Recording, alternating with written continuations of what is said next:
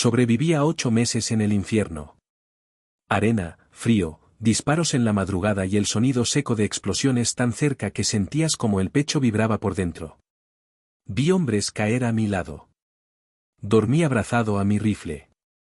Recé en voz baja cuando pensé que no saldría con vida. Y cada vez que el miedo me paralizaba, me repetía lo mismo: resiste. Hay alguien esperándote en casa. Me aferré a esa idea como quien se aferra a la última gota de agua en el desierto. Una casa. Una esposa. Una promesa. Creí que lo más difícil era volver entero, cruzar esa puerta y abrazar a la mujer que juró esperarme. Pero nadie te prepara para esto. Nadie te entrena para el momento en que tocas el timbre de tu propia casa, y la guerra empieza de verdad. Lo que ocurrió al otro lado de esa puerta no estaba en ningún manual militar. No era una emboscada en territorio enemigo. No había disparos. Solo una mirada. Una frase. Y una verdad capaz de destruir todo lo que sobrevivió en el campo de batalla. Porque descubrí que hay algo más devastador que la traición. Descubrí lo que se siente cuando alguien ya había decidido tu final, antes de saber que seguías vivo.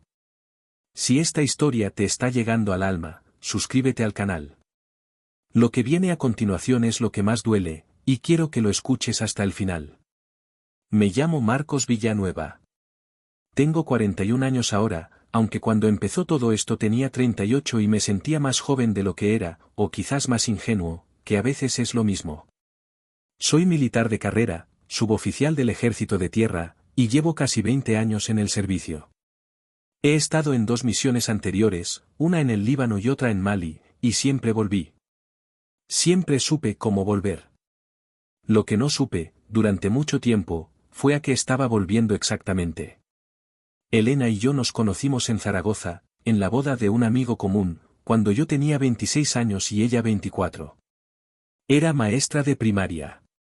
Tenía una risa que llenaba las habitaciones y la costumbre de morderse el labio inferior cuando pensaba en algo difícil. Me enamoré de ella en el mismo instante en que la vi discutir apasionadamente con un desconocido sobre si los niños deberían aprender historia desde pequeños o si eso solo les generaba una carga innecesaria. Yo no tenía opinión formada sobre el tema. Pero me quedé ahí, escuchándola, porque quería seguir oyendo esa voz para siempre. Nos casamos 3 años después, en una iglesia pequeña en el barrio de La Magdalena, con menos de 50 personas y sin fotógrafo profesional porque ninguno de los dos quería gastar dinero en algo que nos parecía prescindible. Las fotos las hizo el hermano de ella con su cámara reflex. Salieron movidas, con los dedos tapando el flash en algunas, con la luz torcida en otras. Eran las fotos más honestas que he visto nunca de una boda. Vivimos 4 años en Zaragoza, luego nos trasladamos a Madrid cuando me ascendieron. Elena consiguió plaza en un colegio público en Vallecas. Compramos un piso en Moratalaz, pequeño, con ventanas que daban a un patio interior sin gracia, pero nuestro. Pintamos las paredes de un blanco que en el catálogo de colores se llamaba blanco hueso y que a nosotros nos parecía simplemente blanco. Pusimos estanterías de madera que tardamos 3 domingos en montar porque ninguno de los dos entendía bien las instrucciones. Nos reímos mucho durante esos 3 domingos. Cuando me llegó la orden de misión, llevábamos 9 años de matrimonio. La misión era en una zona de operaciones en el norte de África, con un componente de riesgo que yo entendía perfectamente y que Elena conocía en teoría pero nunca del todo en la práctica. Eso es algo que nadie en este trabajo puede evitar. La familia siempre comprende el peligro a medias, porque comprenderlo del todo sería insoportable, y el amor también tiene sus mecanismos de defensa. Recuerdo la última noche antes de partir. Cenamos en casa, algo sencillo, una tortilla y ensalada, como cualquier miércoles. Elena estaba callada de una manera que yo interpreté como tristeza, como el peso del miedo que no quería nombrar. Le tomé la mano en la mesa y le dije que volvería. Que siempre volvía. Ella me miró un momento antes de apartar la vista hacia la ventana y decir algo que entonces me pareció una respuesta afectuosa y que ahora, con todo lo que sé, no sé cómo interpretar. Tú siempre has sabido sobrevivir, Marcos. En aquel momento lo tomé como un cumplido. 8 meses duró la misión. 8 meses en los que viví cosas que todavía no soy capaz de narrar en su totalidad, no porque me falten palabras, sino porque hay experiencias que pertenecen a una cámara interna donde el lenguaje no alcanza. Vi morir a compañeros. Vi cómo el miedo puede convivir con la disciplina de una manera que desde fuera parece frialdad y desde dentro se parece más a fe. Hubo 3 días, a mitad de la misión, en que quedé aislado con otros 4 hombres en un puesto avanzado sin comunicación exterior. 3 días sin saber si alguien sabía que seguíamos vivos. En esos 3 días, en los ratos de guardia, en los silencios entre turnos, repetía el nombre de Elena en voz baja. No como un conjuro romántico. Como un ancla. Como algo concreto a lo que agarrarse cuando todo lo demás era incertidumbre. Las cartas que le escribí tardaban entre 2 y 3 semanas en llegar. Sus respuestas llegaban espaciadas, breves, con un tono que yo fui notando cada vez más distante sin querer reconocerlo. Me decía que estaba cansada, que el colegio le exigía mucho ese año, que echaba de menos hablar conmigo de verdad pero que escribir le costaba. Yo lo aceptaba todo. Construía justificaciones con la paciencia de alguien que sabe que la ausencia desgasta, que la espera es dura, que no hay manera de compartir una guerra por carta sin perder algo en la traducción. Lo que no me permití pensar, ni una sola vez en esos 8 meses, es que el silencio que sentía al otro lado de sus palabras podía no ser tristeza. Podía ser otra cosa. Podía ser un espacio que ella estaba llenando con algo que yo no sabía nombrar porque me negaba a nombrarlo. Volví un martes de octubre, sin avisar con exactitud del día porque los últimos trámites del regreso siempre son impredecibles. Quería darle una sorpresa. Llevaba semanas imaginando la escena, ella abriendo la puerta, los ojos brillantes, ese abrazo que siempre me recibía como si yo fuera un náufrago al que por fin encontraban. Me bajé del taxi en la calle de siempre, subí los 3 pisos a pie, con la mochila al hombro y la foto en el pecho, y llamé al timbre.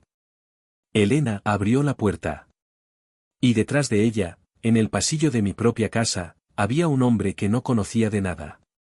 La memoria tiene una manera extraña de procesar los momentos que no puede asumir.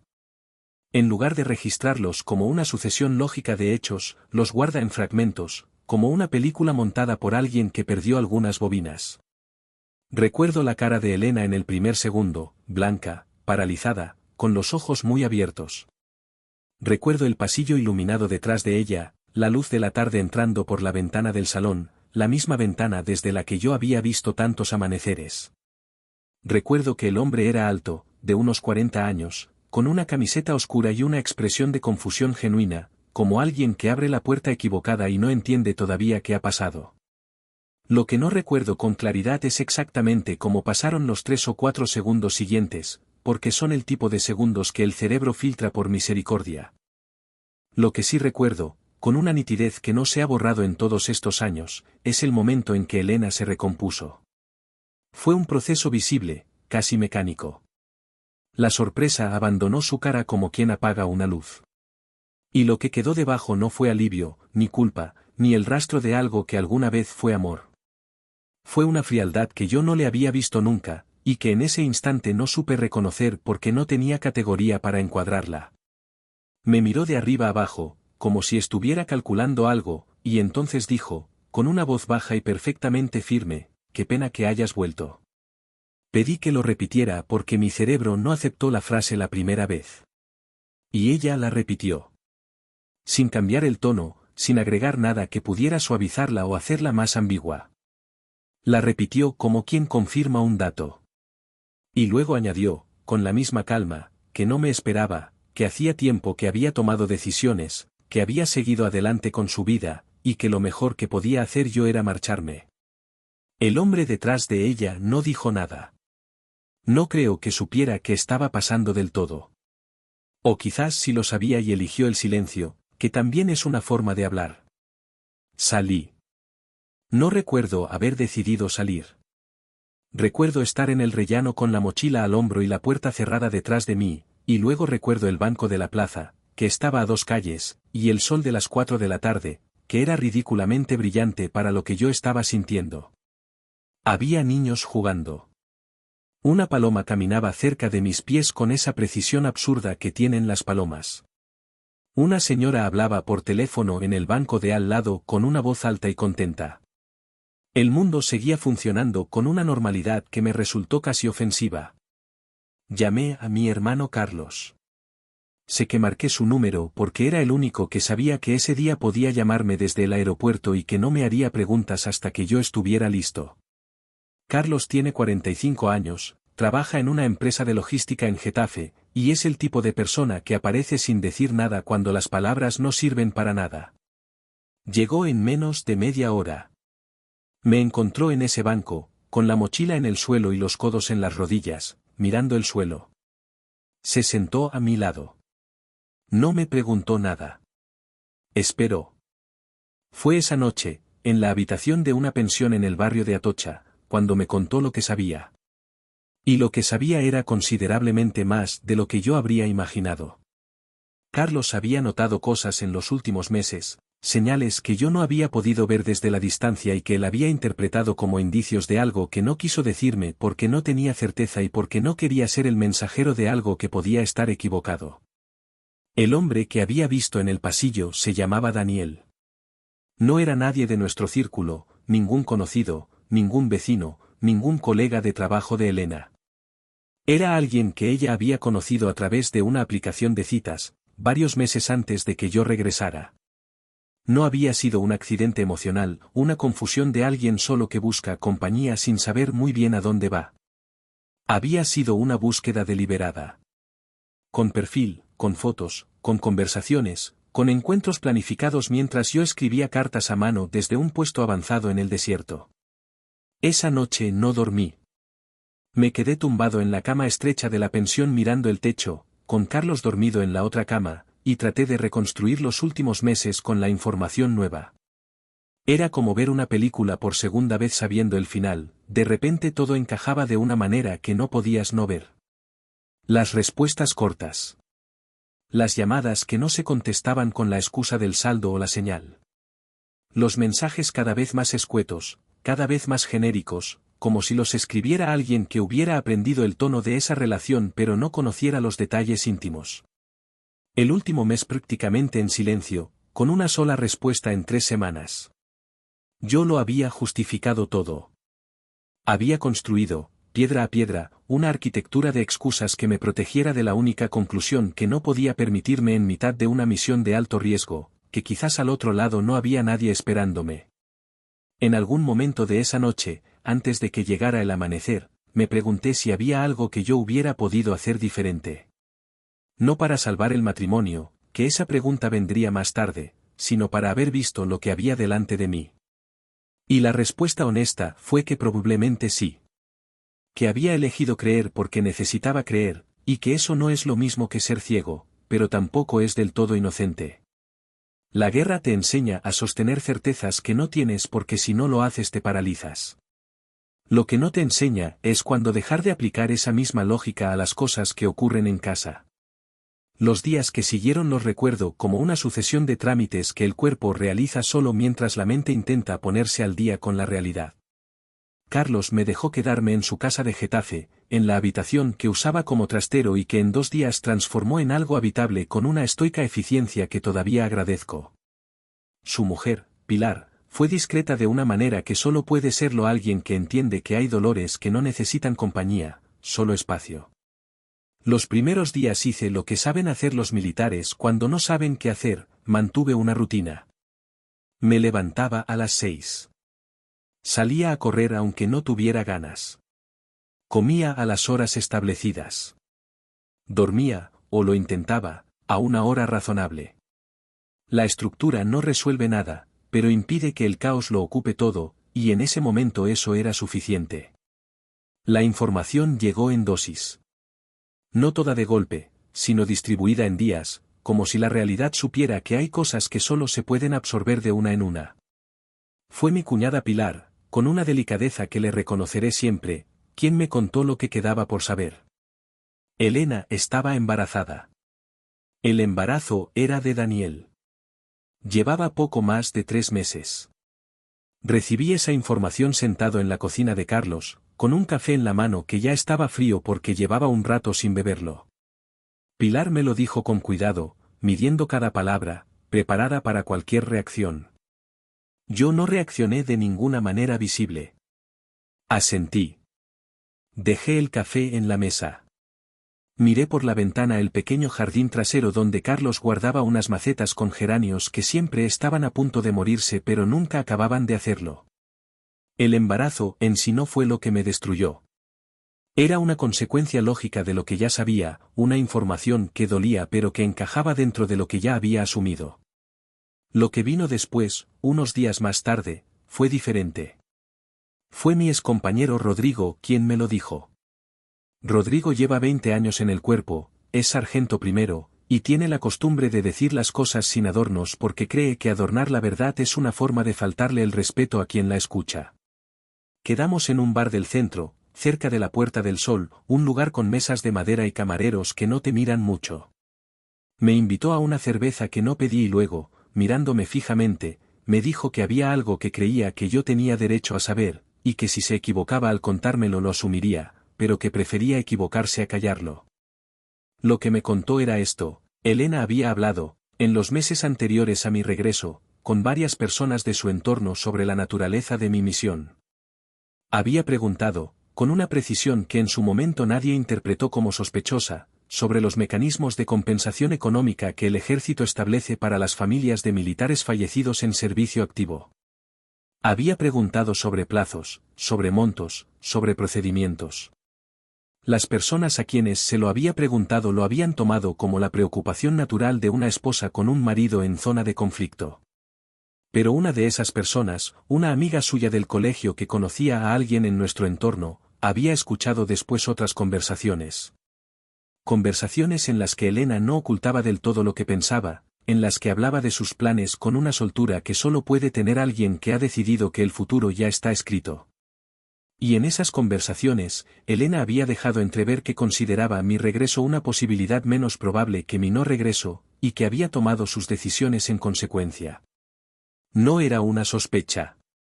Era una apuesta. Había calculado, con la frialdad que yo no le había visto nunca en 9 años de matrimonio, que las probabilidades de que yo volviera eran suficientemente bajas como para que valiera la pena reorganizar su vida antes de que el resultado fuera oficial. Me quedé sentado frente a Rodrigo durante un tiempo que no supe medir. Él no habló. Esperó. Afuera, en la calle, pasaba la ciudad con su ruido habitual, esa mezcla de motores y voces y pasos que en Madrid no para nunca. Finalmente le dije, con una voz que sonó más calmada de lo que yo esperaba, entonces no esperaba que yo volviera. Y Rodrigo me miró y respondió, con esa honestidad sin ornamentos que lo caracteriza: lo que me han contado es que esperaba que no volvieras. Que había hecho planes para ese escenario. Y que tu llegada le complicó esos planes. La frase de la puerta encajó entonces de una manera diferente. Qué pena que hayas vuelto. No era el desahogo de alguien sorprendida y culpable. Era la reacción de alguien a quien el resultado de una apuesta le había salido mal. Hay un tipo de dolor que no se parece a ningún otro, el dolor de tener que reconstruir la imagen de alguien que amaste durante años. No es un proceso violento ni repentino. Es lento, meticuloso, casi artesanal. Es como desmontar una habitación que conoces de memoria, mueble a mueble, y darte cuenta de que cada pieza que retiras revela una pared distinta de la que creías que había.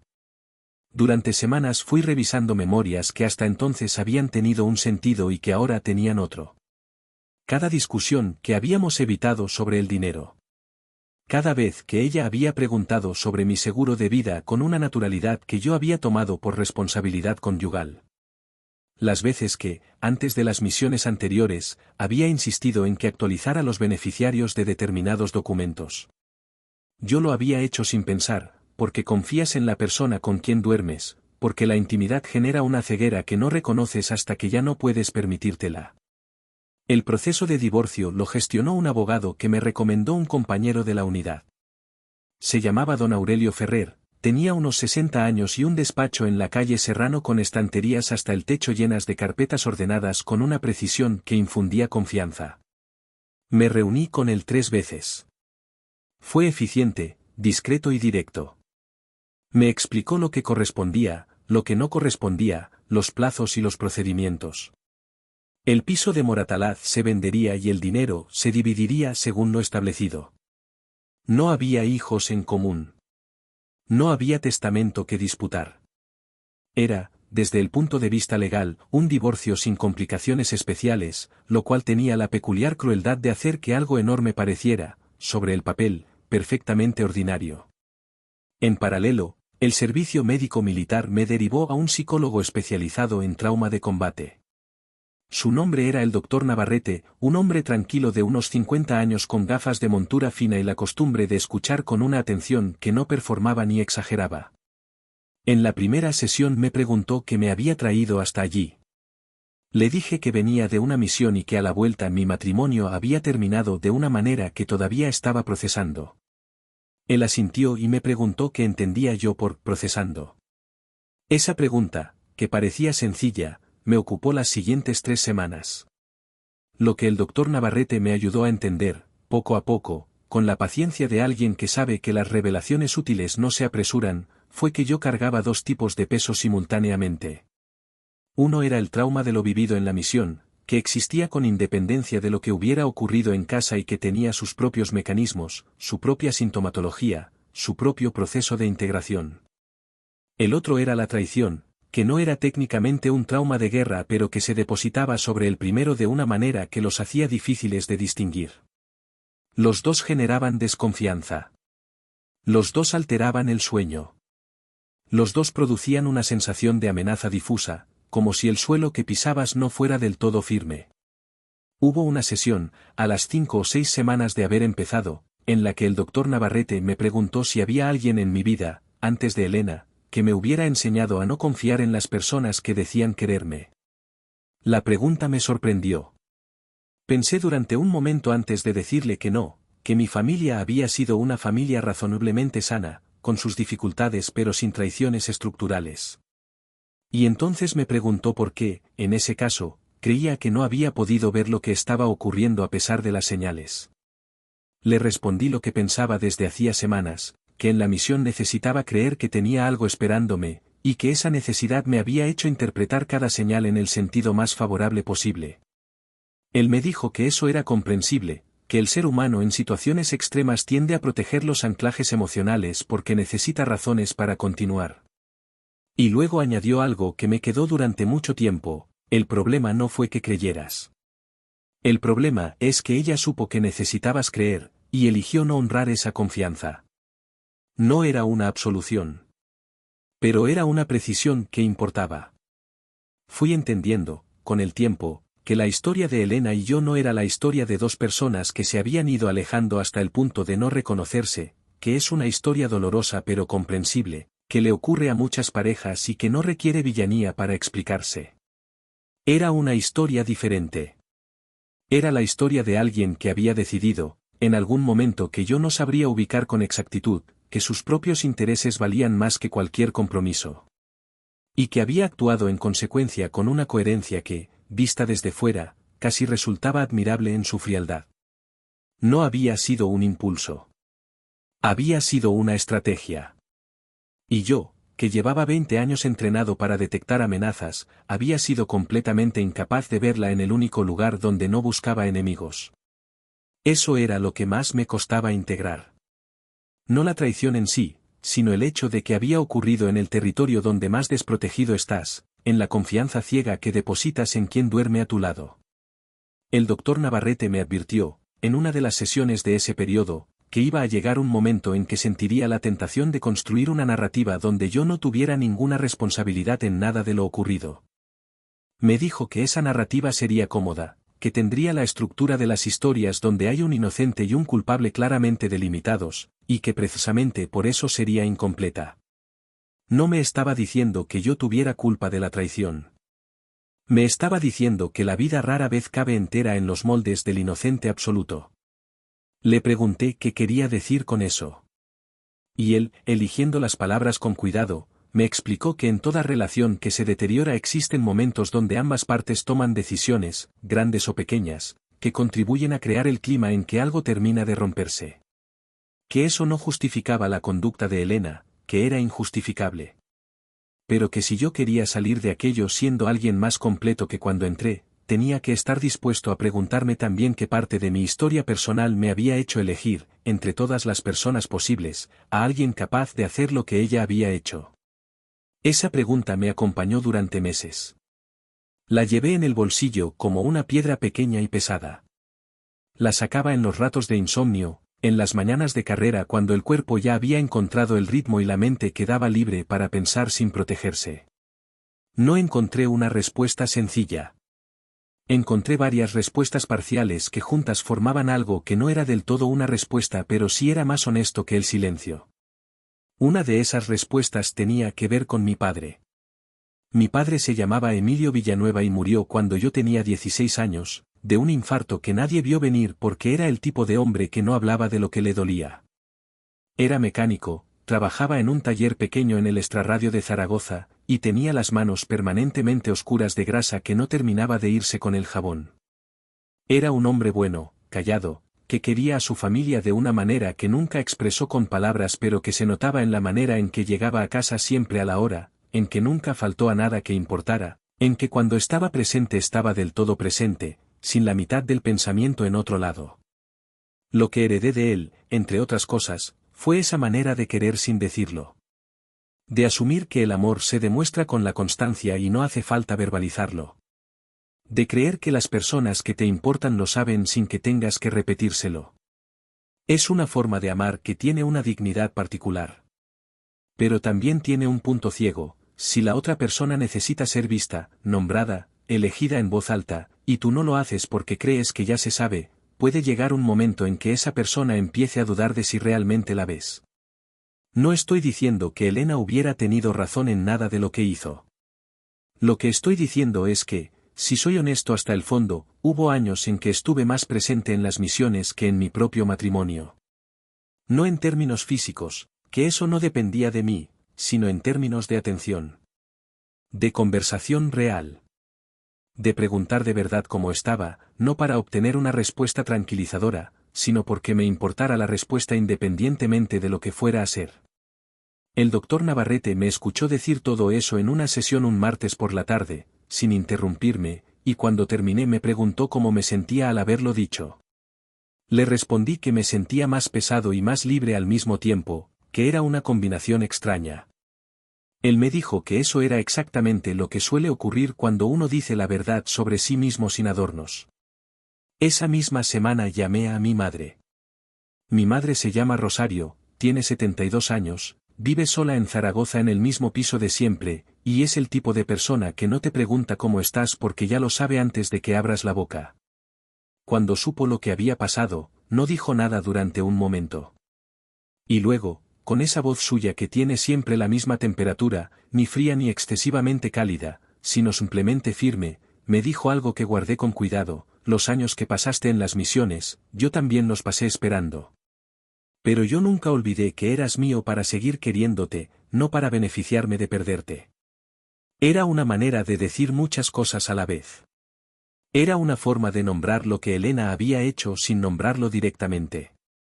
Era también, creo ahora, una manera de decirme que el amor que sostiene no es el que espera una compensación, sino el que continúa precisamente cuando no hay ninguna. Volví a Zaragoza un fin de semana de noviembre, el primero que pude. Dormí en mi antigua habitación, que mi madre había convertido en un cuarto de costura pero que conservaba la misma ventana con vistas al tejado del edificio de enfrente que yo había mirado durante toda mi adolescencia. Comimos juntos los 2 días. Hablamos más que en los últimos 2 años. Me contó cosas de su vida que yo no sabía, pequeñas dificultades que había gestionado sola sin pedirme nada porque no quería ser una carga. Yo la escuché de una manera en que no la había escuchado antes, con toda la atención, sin el pensamiento a medias en otro lado. Al irme el domingo por la tarde, en el andén de la estación de Licias, me abrazó de una manera larga, sin prisa, y me dijo al oído, antes de que me subiera al tren: ahora ya sabes quién eres cuando te quitan todo lo que creías tener. No era un reproche. Era una observación. Era también, creo, una forma de decirme que seguía viendo en mí algo que merecía ser visto. Esa frase me acompañó durante el trayecto de vuelta a Madrid. El proceso de divorcio tardó varios meses en completarse. No hubo grandes confrontaciones. Hubo papeles, firmas, reuniones breves con abogados presentes donde Elena y yo nos hablamos lo estrictamente necesario con una corrección que era la forma más eficiente de no tener que sentir nada. La vi 3 veces durante todo el proceso. Estaba físicamente diferente, no de una manera que pudiera describirse con precisión, sino con esa diferencia sutil que tiene alguien cuando ha reorganizado su vida interior, y eso se nota en la postura, en la manera de mirar, en cómo ocupa el espacio. No sé si era culpa lo que sentía, o alivio, o simplemente la indiferencia que a veces adoptan las personas como escudo. Nunca lo pregunté. No lo necesitaba saber. Hubo un momento, en la segunda de esas reuniones, en que nuestros abogados salieron brevemente de la sala y quedamos solos. Un silencio que duró quizás 1 minuto. Ella miraba la mesa. Yo miraba la ventana. Al final, sin haberlo planeado, le pregunté cuándo había tomado la decisión de que yo le sobraba. No fue una pregunta cargada de rabia. Salió con una calma que me sorprendió a mí mismo. Ella tardó en responder. Y cuando lo hizo, con una honestidad que no esperaba, me dijo que no había habido un momento único, que había sido un proceso gradual que se había ido acelerando, y que en algún punto había dejado de esforzarse por encontrar razones para esperar. Le dije que lo entendía. No porque lo aprobara, sino porque era verdad que podía seguir la lógica de lo que describía aunque no pudiera perdonar la manera en que lo había gestionado. Ella me miró entonces de una manera diferente a como me había mirado en todos esos meses. Con algo que se parecía más a reconocimiento que a cualquier otra cosa. Y dijo, en voz baja, siempre fuiste más decente de lo que yo merecía. Eso es algo que tardé demasiado en entender y demasiado poco en estropear. Los abogados volvieron a la sala. No dijimos nada más. Salí de esa reunión con una sensación que no supe nombrar durante días. No era satisfacción. No era tristeza en el sentido ordinario. Era algo parecido al cierre de algo que había estado abierto demasiado tiempo. Como cuando por fin encuentras el origen de una corriente de aire en una habitación y lo tapas, y el ruido que habías aprendido a ignorar por fin cesa. Hubo también, durante esos meses, conversaciones con compañeros de la unidad que me ayudaron de maneras que no esperaba. Los militares no somos, por formación ni por temperamento, especialmente dados a hablar de lo que sentimos. Hay un código no escrito que valora la resistencia como virtud y que trata la vulnerabilidad con cierta sospecha, como si admitir que algo duele fuera una señal de que no eres del todo fiable. Yo había vivido bajo ese código durante 20 años. Pero algo en la experiencia de esos meses lo había erosionado, y me encontré hablando con honestidad con personas con quienes antes solo había hablado de trabajo y de táctica.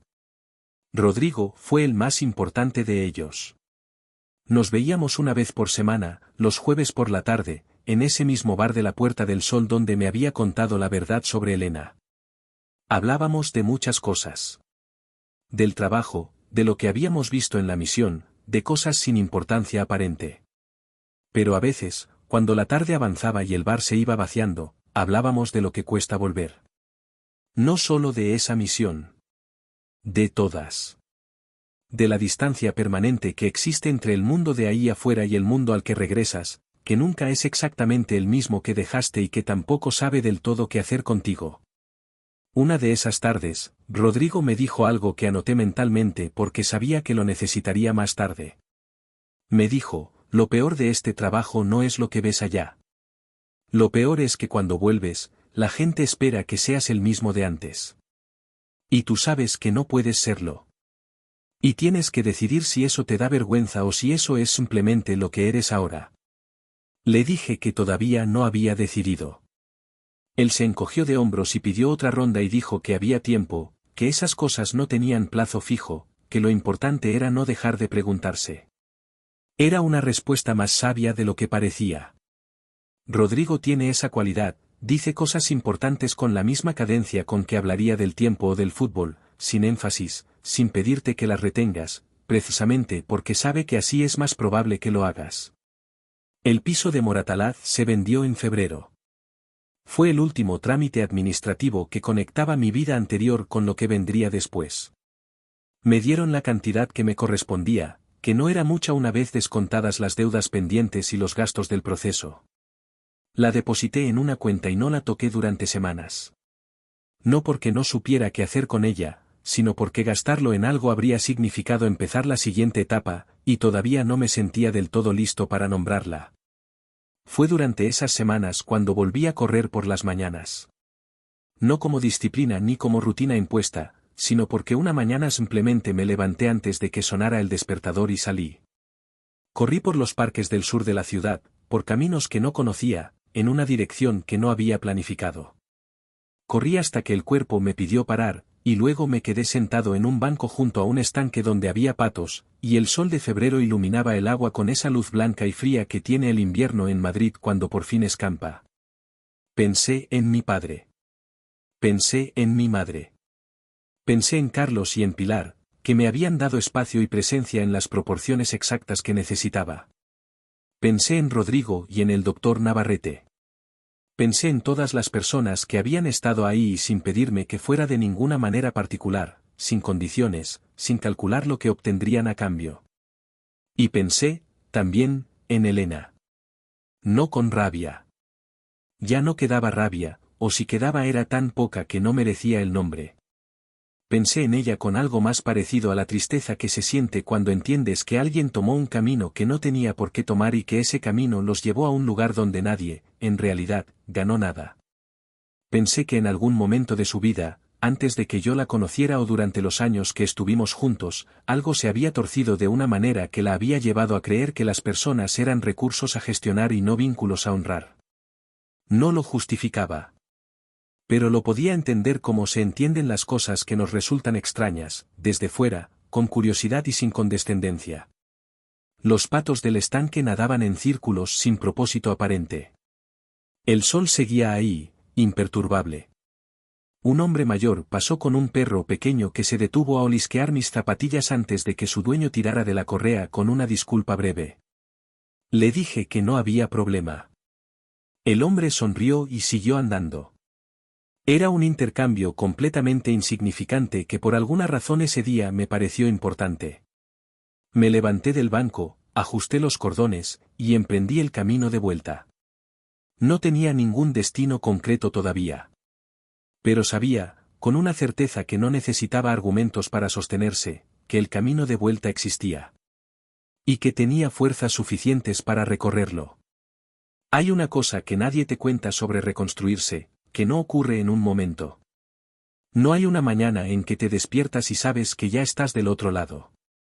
Lo que hay, en cambio, es una acumulación lenta de días en que te vas pareciendo cada vez más a alguien que podría volver a confiar en el mundo, hasta que un día te das cuenta de que ya lo estás haciendo sin haberlo decidido conscientemente.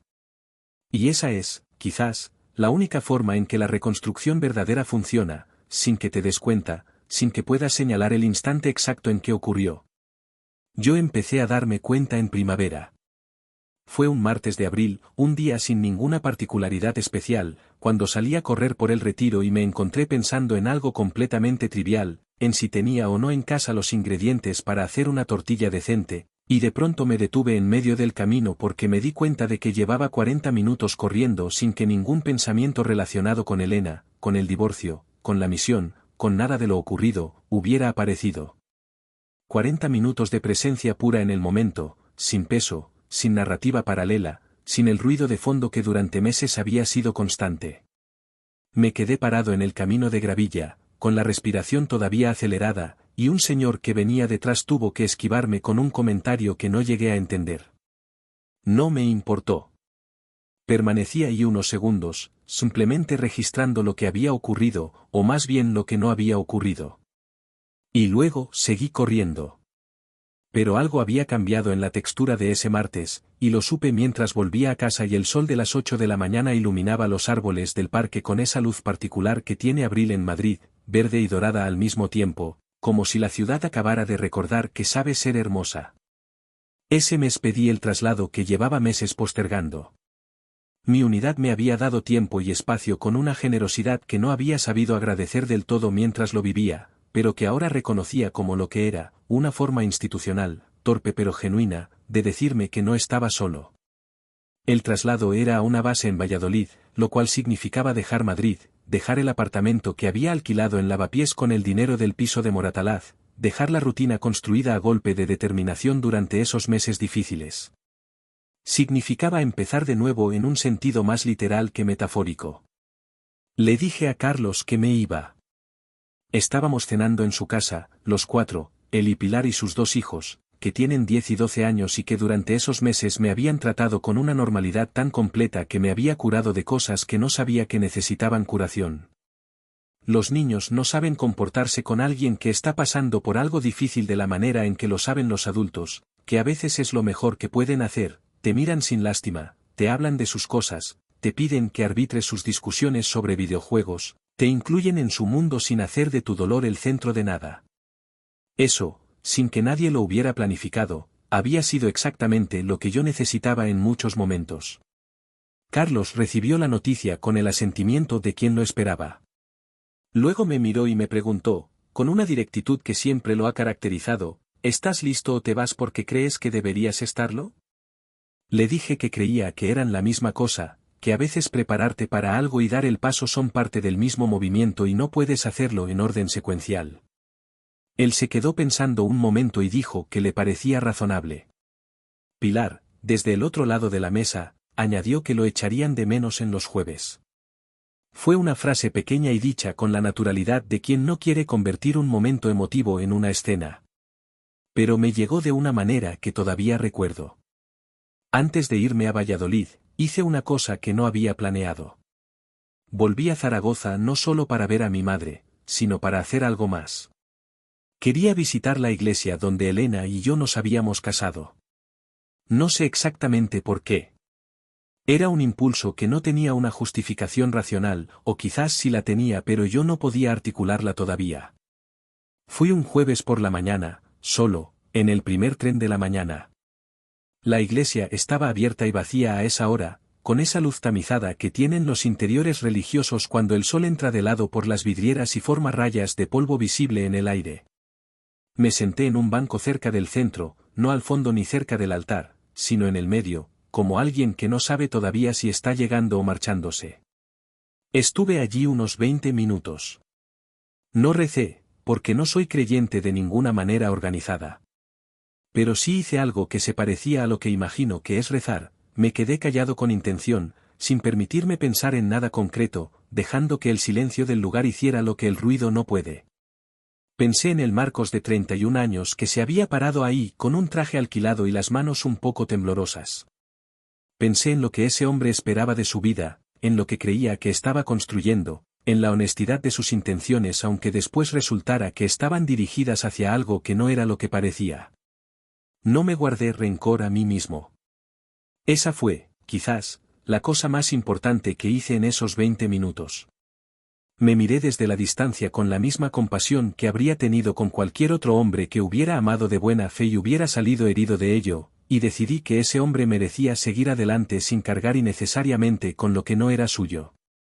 Salí de la iglesia a la mañana de Zaragoza, que en abril tiene ese olor particular de ciudad que está despertando, café y asfalto mojado y algo vegetal que viene del Ebro cuando el viento sopla desde el norte. Llamé a mi madre para decirle que estaría en casa para comer. Ella dijo que comprara pan, que se le había olvidado. Le dije que sí. Y en esa pequeña transacción doméstica, en esa normalidad tan pequeña que casi pasa desapercibida, sentí algo que tardé un momento en reconocer porque hacía mucho que no lo sentía de esa manera limpia y sin mezcla. Era alivio. Era, también, algo que se parecía mucho a la gratitud. Valladolid me recibió con lluvia, que es la manera más honesta en que esa ciudad puede recibir a alguien. Me instalé en un apartamento pequeño cerca del centro, en una calle tranquila con un bar en la planta baja que olía a café desde las 7 de la mañana y donde el dueño, un hombre de unos 60 años llamado Fermín, tardó exactamente 3 días en saber cómo me gustaba el café y en tenerlo listo antes de que yo lo pidiera. Es el tipo de detalle insignificante que en otro momento de mi vida habría pasado por alto y que en ese momento me pareció una forma discreta y poderosa de decirme que la amabilidad todavía existía y que no necesitaba ser espectacular para importar. La base era diferente a lo que conocía. Estructura distinta, caras nuevas, dinámicas establecidas antes de mi llegada que yo tenía que aprender a leer. Hay un periodo de adaptación en cualquier destino nuevo que para la mayoría de la gente puede resultar incómodo y que para los militares es simplemente parte del trabajo. Aprendes a leer el terreno antes de moverte, aprendes quién sabe lo que dice que sabe, aprendes dónde están los márgenes no escritos de la convivencia. Lo hice con más paciencia de la que habría tenido un año antes, y eso solo ya me dijo algo sobre cómo había cambiado. Fue en Valladolid donde conocí a Amparo. No fue un encuentro dramático ni especialmente significativo en el momento. Era una veterinaria que vivía en el mismo edificio, 2 pisos más arriba, y que una tarde de mayo me pidió que le abriera la puerta del portal porque llevaba las manos ocupadas con 2 bolsas de la compra y un paraguas que no terminaba de cerrar. Le sostuve la puerta, le ayudé con las bolsas hasta el ascensor, intercambiamos los nombres y el número de piso con la naturalidad de 2 personas que saben que van a coincidir en el mismo espacio y que más vale empezar bien. Durante semanas nos vimos solo en el portal, en el rellano, en el bar de Fermín alguna mañana de sábado. Intercambiábamos frases breves, del tipo que intercambian los vecinos que no son todavía amigos pero que tampoco son desconocidos. Ella preguntaba cómo iba la adaptación al nuevo destino. Yo preguntaba cómo estaba la consulta. Eran conversaciones sin profundidad ni pretensión de tenerla, y precisamente por eso tenían una comodidad que yo no había sentido en mucho tiempo. Un domingo de junio coincidimos en el mercado del Campillo, que los domingos por la mañana se llena de puestos de fruta y de gente que pasea sin prisa con el café en la mano. La vi elegir melocotones con una concentración seria, apretando cada uno levemente antes de decidir, y me acerqué a saludarla.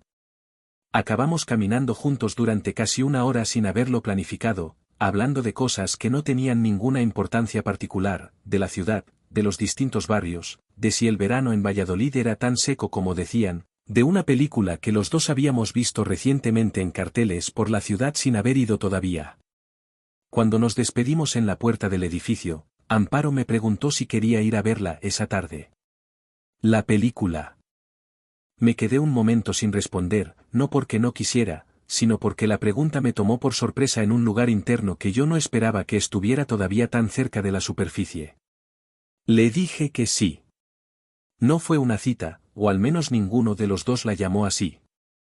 Fue 2 personas viendo una película en el único cine de arte y ensayo de la ciudad, sentadas con un asiento libre entre los dos porque ninguno había pensado en la geometría de la situación hasta que ya estaban dentro, y que acabaron hablando durante 40 minutos en el bar de al lado sobre lo que habían visto con una intensidad desproporcionada para una película que no era especialmente intensa, como suele ocurrir cuando la conversación no es realmente sobre lo que parece. Amparo tenía 37 años, era de Salamanca, había estudiado veterinaria porque de niña había decidido que los animales necesitaban más abogados que los humanos y que ella quería ser uno de ellos, y tenía la costumbre de mirar directamente a los ojos cuando escuchaba, sin apartar la vista, con una atención que al principio me resultó ligeramente incómoda porque no estaba acostumbrado a ser escuchado de esa manera. No había estado casada. Había tenido relaciones largas, 2 de ellas, y las describía con la honestidad tranquila de alguien que no necesita ni romantizar el pasado ni denigrarlo para sentirse bien consigo mismo en el presente. No le conté lo de Elena, esa noche. Sería meses más tarde, y lo haría porque ella me lo preguntó directamente, sin rodeos, en una de esas conversaciones que ocurren tarde en la noche cuando la guardia baja sin que nadie lo decida. Me preguntó qué me había llevado a pedir el traslado a Valladolid, porque había algo en la manera en que yo a veces me quedaba callado en medio de una frase que le decía que había una historia detrás que yo todavía estaba aprendiendo a contar. Se lo conté todo. Sin orden perfecto, sin la estructura que le daba cuando lo pensaba solo, sino con los saltos y los silencios y las repeticiones de quien está relatando algo que todavía no ha acabado de convertirse del todo en pasado. Ella escuchó sin interrumpirme salvo para preguntar algo concreto cuando perdía el hilo. Cuando terminé, no dijo lo que dice la mayoría de la gente, que lo sentía mucho o que no me lo merecía. Dijo algo diferente. Me dijo, gracias por contármelo.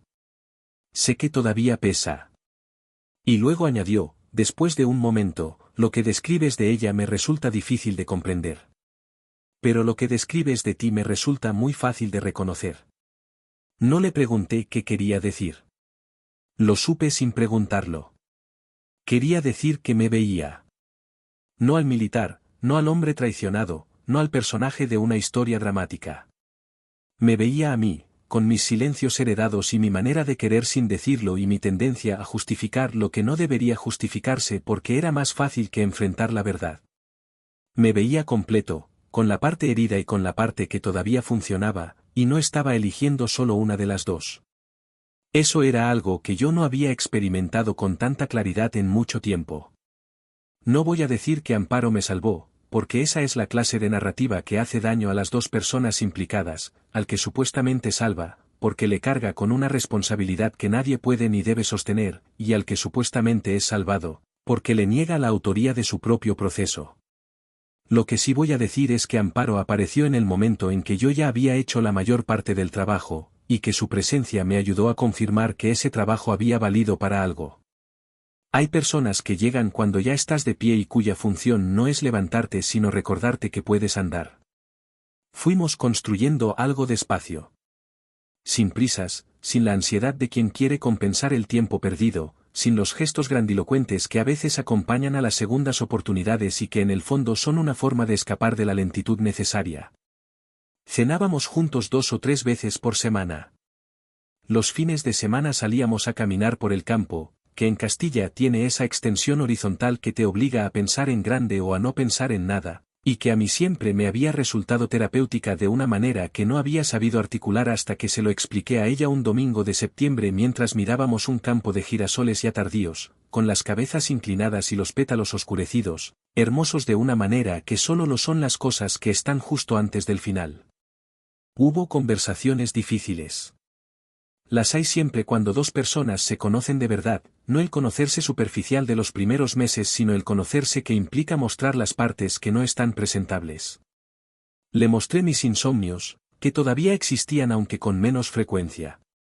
Le mostré mi tendencia a cerrarme cuando algo me dolía, a elegir el silencio como primera respuesta porque era lo que había aprendido de mi padre y nunca había cuestionado del todo. Ella me lo señalaba con paciencia y sin drama, como alguien que indica una puerta que está ligeramente entornada y te deja a ti la decisión de abrirla. Yo aprendí a abrirla. No siempre, no perfectamente, no sin el esfuerzo que supone cambiar un hábito que llevas décadas practicando. Pero suficiente. Suficiente para que algo entre nosotros creciera con una solidez que yo no había sentido antes, quizás porque nunca antes había construido desde un lugar tan honesto sobre mí mismo. Hace 2 años fui a ver al doctor Navarrete por última vez. No porque me lo hubiera indicado él, sino porque quería hacerlo, porque sentía que había algo que cerrar de manera consciente. Quedamos en su consulta del mismo edificio de siempre, en la misma silla donde me había sentado durante meses con el peso de todo encima. Esa tarde llegué sin ese peso, o al menos sin la mayor parte de él, y eso lo noté en la manera en que me senté, sin la rigidez de quien anticipa algo difícil. Le conté cómo estaban las cosas. Le hablé de Valladolid, de Amparo, del trabajo, de mi madre y de Carlos, de las mañanas de carrera que seguía manteniendo porque habían dejado de ser un mecanismo de supervivencia y se habían convertido en algo más parecido al placer. Él escuchó con esa atención suya de siempre y al final me preguntó qué creía yo que había aprendido de todo lo ocurrido que no habría aprendido de otra manera. Me tomé tiempo para responder. Era una pregunta que merecía un tiempo real, no la primera respuesta que asomara. Le dije que había aprendido que la confianza no es una virtud pasiva. Que confiar no significa cerrar los ojos y esperar que el mundo sea lo que necesitas que sea. Que confiar de verdad, de una manera adulta y con los ojos abiertos, implica también prestar atención, hacer preguntas incómodas, no construir arquitecturas de justificaciones para evitar ver lo que está delante. Le dije que había aprendido que amar en silencio, como lo había hecho yo durante años siguiendo el modelo de mi padre, tiene una nobleza real pero también un límite, que el amor que no se nombra puede volverse invisible para quien lo recibe, y que esa invisibilidad crea espacios que se llenan de otras cosas. Le dije también que había aprendido a distinguir entre perdonar y absolver. Que había perdonado a Elena, no porque lo que había hecho fuera perdonable en términos morales, sino porque cargar con la rabia indefinidamente era un peso que yo pagaba y ella no, y que eso no tenía ningún sentido desde el punto de vista de mi propia economía interior. pero que perdonar no significaba absolver, no significaba reescribir lo que había ocurrido ni pretender que no hubiera tenido las consecuencias que tuvo.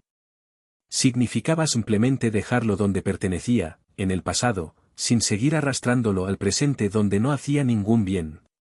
El doctor Navarrete asintió. Y luego dijo algo que llevaré conmigo siempre, dicho con esa calma suya que nunca se esforzaba por ser tranquilizadora sino que simplemente lo era: lo que describes es madurez emocional. No la que se declama, sino la que se vive. Es infrecuente y cuesta mucho conseguirla. No la dé por garantizada. Salí de su consulta a la tarde de Madrid. Era noviembre, casi 2 años exactos desde aquella tarde de octubre en que había subido los 3 pisos con la mochila al hombro y el corazón lleno de una alegría que duraría 3 segundos. Me quedé un momento en la acera, sintiendo el frío limpio del aire, viendo pasar la ciudad. Luego llamé a Amparo para decirle que ya había terminado y preguntarle si tenía hambre. Me dijo que mucha. Quedamos en un sitio que conocíamos cerca de la estación de Atocha, un restaurante pequeño con mesas de madera y una carta que no cambiaba nunca y que por eso mismo resultaba reconfortante. Cogí el metro. Me senté. Miré las caras de la gente alrededor, cada uno con su historia que yo no podía conocer, cada uno cargando algo que no se veía desde fuera. Una chica joven con auriculares que movía ligeramente los labios, siguiendo la letra de una canción. Un hombre mayor con un maletín en el regazo que miraba el mapa del metro con una concentración que sugería que todavía no lo había memorizado del todo. 2 adolescentes que discutían en voz baja sobre algo que les parecía urgente y que probablemente no lo era. La vida ordinaria transcurriendo en su velocidad habitual, sin énfasis, sin banda sonora, sin el dramatismo que le ponemos cuando la narramos desde fuera. Pensé, mirando esas caras, que la historia que acabo de contarles no es una historia sobre traición. Es una historia sobre lo que ocurre después de la traición, que es la parte que nadie cuenta porque no tiene la estructura limpia de los golpes dramáticos sino la textura irregular y lenta de reconstruirse.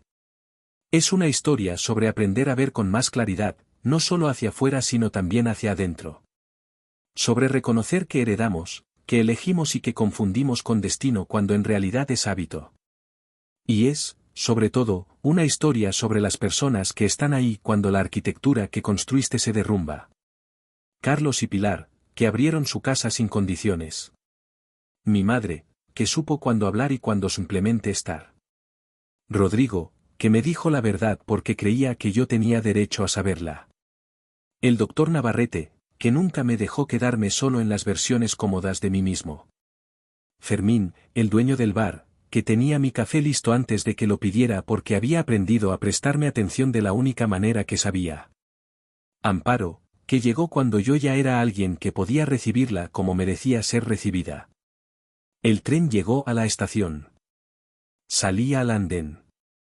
Subí las escaleras hacia la calle y el frío de noviembre me recibió de nuevo, el mismo frío que 2 años antes había sentido como una ironía cruel y que esa tarde sentía simplemente como lo que era, el aire de la ciudad en otoño, sin más significado que el que yo eligiera darle.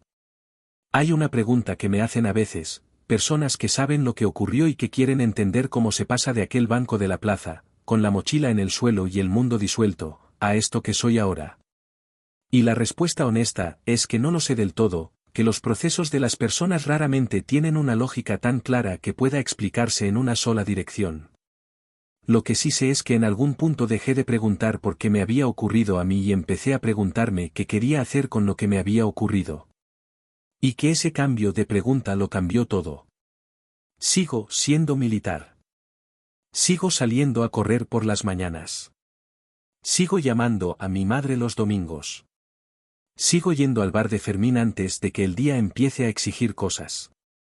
Sigo sentándome en la oscuridad del cine con Amparo y discutiendo después sobre lo que hemos visto con más intensidad de la que probablemente merece ninguna película. Sigo siendo el hijo de mi padre, con sus silencios heredados y su manera de estar presente sin decirlo, aunque ahora lo digo más. Sigo siendo alguien que cometió el error de confiar sin prestar atención, y que aprendió de ese error sin convertirlo en el eje de su identidad. La foto del casamiento la rompía hace mucho. No en un gesto dramático, no con rabia. La saqué del bolsillo interior de la chaqueta una noche tranquila, la miré durante un momento y luego la doblé en 4 y la tiré a la papelera. No necesitaba guardarla para saber lo que había vivido. Y no necesitaba seguir cargándola para seguir siendo quien era. Lo que sí guardo, y guardaré siempre, es la certeza de que sobreviví al peor campo de batalla que he cruzado. No el de arena y frío y explosiones, aunque ese también. Sino el de la traición de alguien que debería haberte querido, el de la reconstrucción silenciosa que nadie ve porque ocurre por dentro, el de aprender a confiar de nuevo después de haber pagado el precio más alto de confiar mal. Sobreviví a ese campo. Y salí del otro lado siendo alguien que me gusta más que el que entró.